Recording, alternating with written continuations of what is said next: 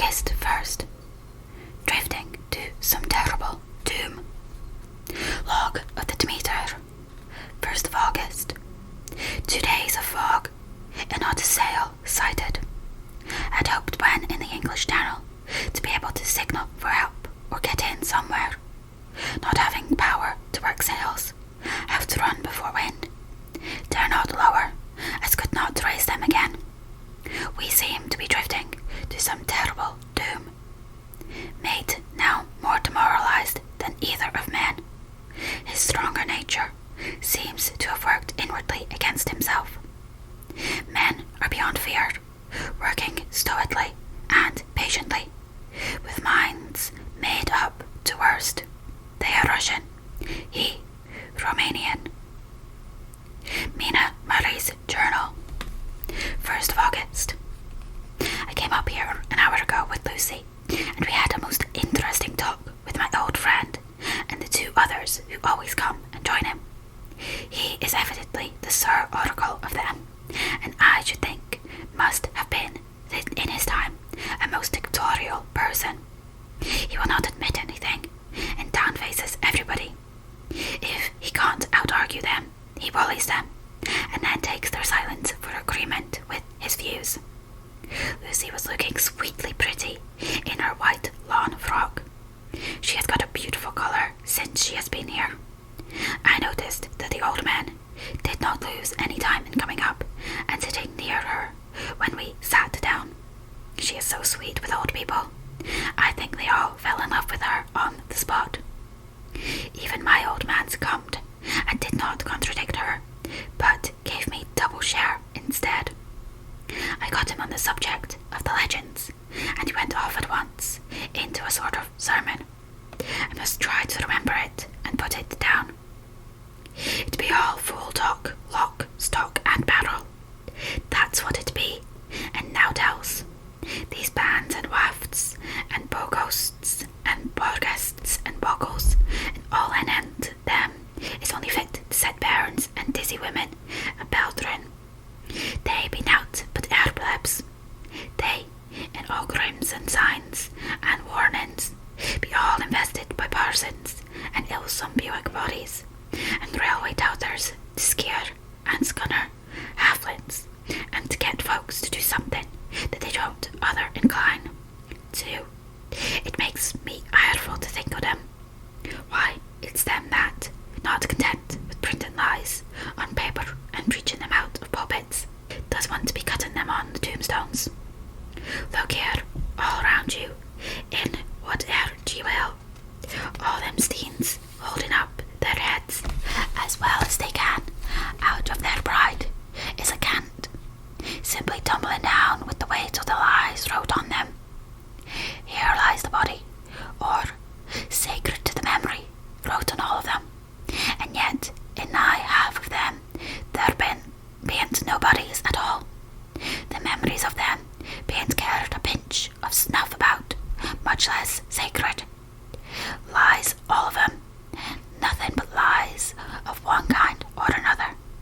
My gog, but it'll be a quiet scoutrement of the day of judgment, when they come tumbling up in their death starks, all trooped together and trying to drag their tombstones with them to prove how good they was.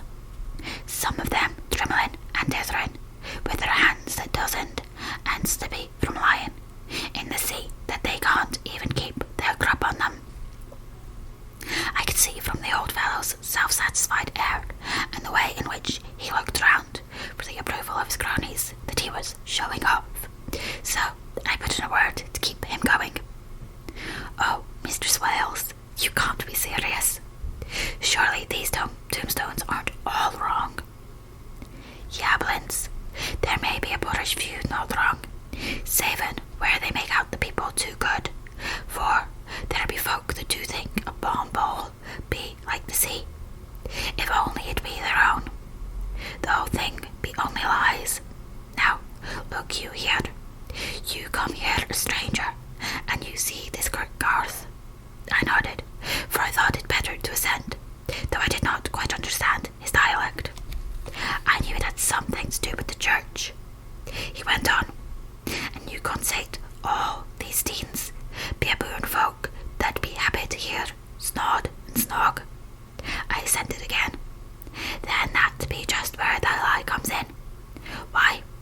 scores of days, lay beds, there'd be 2 of his old duns, back a box on Friday night.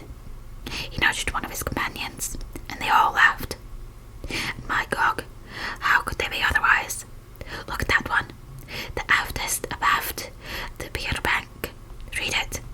I went over and read.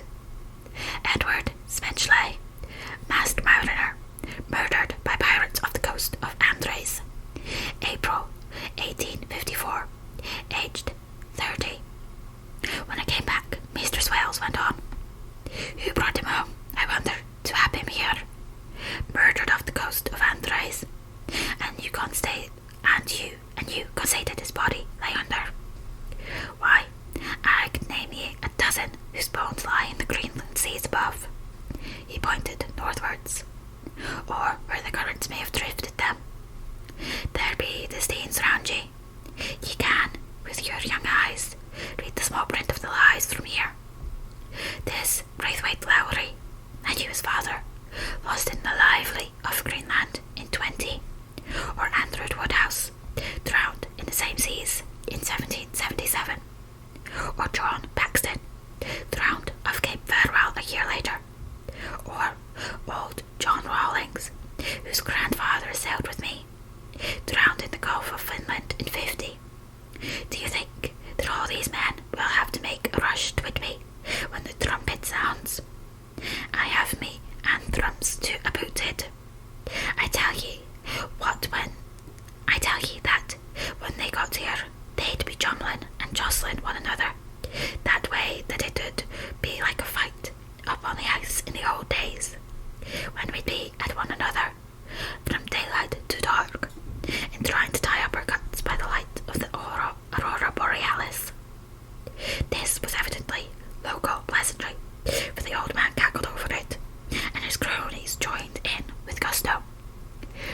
But, I said, surely you are not quite correct, for you start on the assumption that all the poor people, or their spirits, will have to take their tombstones with them on the day of judgment. Do you think that will be really necessary? Well, what else be they tombstones for? Answer me that, miss. To please their relatives, I suppose. To please their relatives, you suppose. This he said with intense scorn. How will it pleasure their relatives to know that lies is wrote over them, and that everybody in the place knows that they be lies? He pointed to a stone at our feet, which had been laid down on a slab, on which the seat was rested, and close to the edge of the cliff.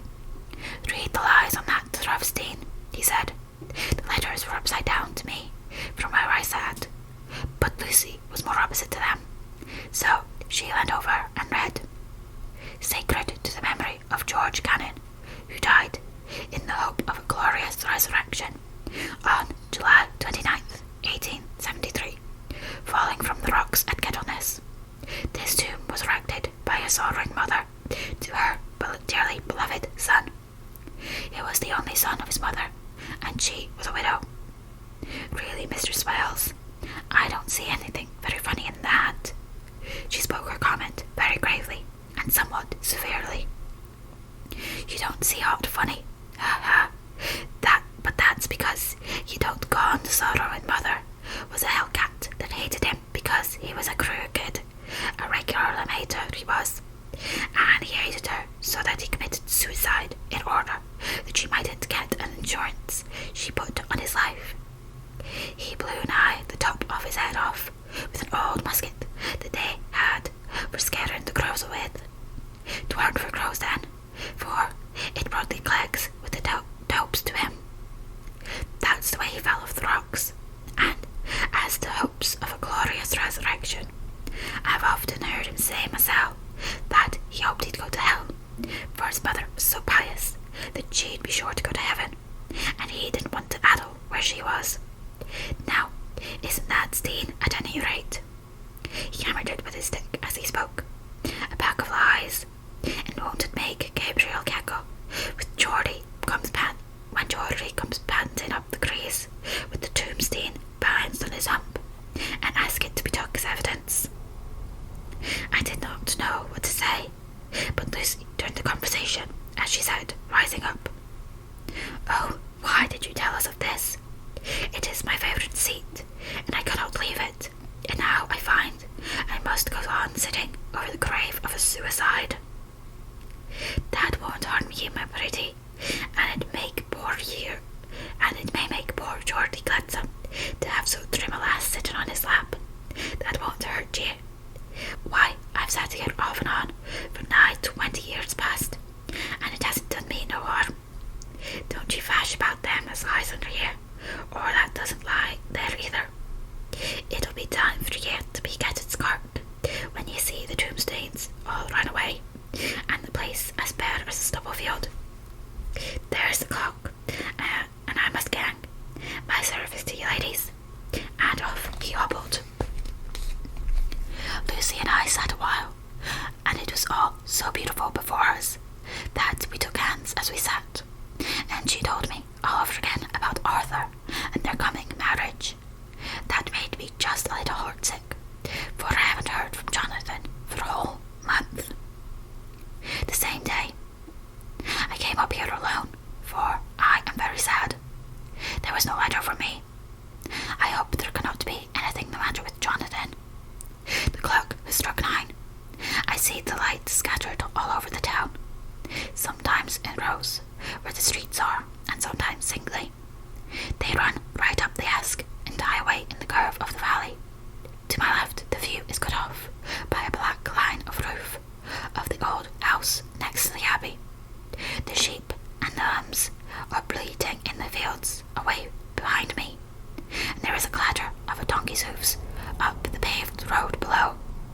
The band on the pier is playing a harsh waltz in good time, and further along the quay there is a Salvation Army meeting in a back street.